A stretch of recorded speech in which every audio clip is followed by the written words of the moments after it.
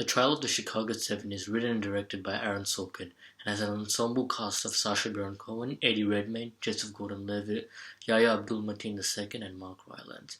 It is based on the infamous 1969 trial of the 7 defendants charged by the federal government with conspiracy and more, which arose to the countercultural protests in Chicago 1968 at the Democratic National Convention.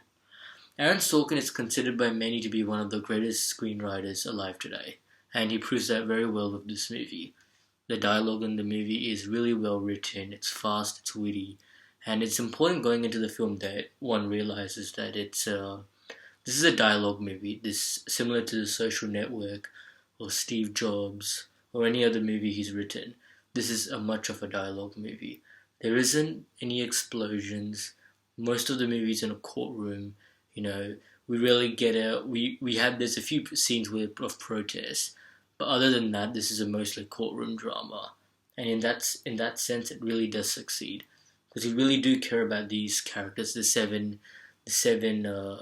the 8, because there's early on in the film there are 8 defendants trialed, but as the movie progresses, we find out there's only the 7, and I think major props have to be given to the actors. I think all of the actors do a fantastic job in this movie. Sacha Baron Cohen's great, Eddie Redmayne's great, Joseph Gordon-Levitt as the lead prosecutor in the case is also fantastic.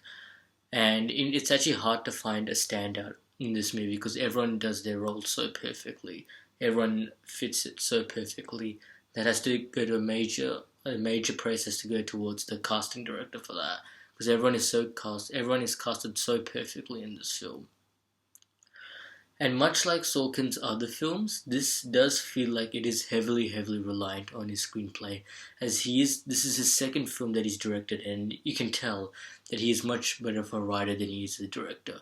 As the shots in this movie don't seem as planned, they do feel a little rushed, and because there is quite a lot of scenes that do take, like some scenes that aren't in the courtroom, and those scenes kind of feel like they were just shot from like one perspective.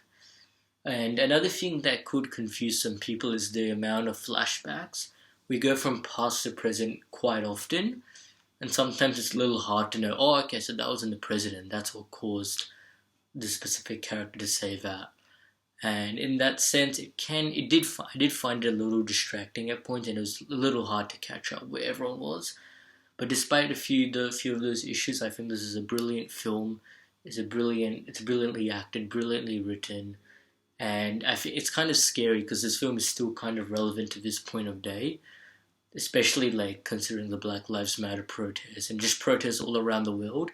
It really gives you a sense of why these people want to protest. In 1969 when the Vietnam War was going on, were they protesting for the Vietnam War? Were they there just to have fun? And it can really show the consequences of them. And it's kind of heartbreaking at times, and you really do care about these characters depending on what, I guess, side you're on. And they really give you everyone's point of view, from like the lead prosecutor's role to the main government to these actual protesters. And there are a few scenes which I must say that did feel a little Hollywoodized. The ending, I would say, is kind of like, okay, that didn't really happen.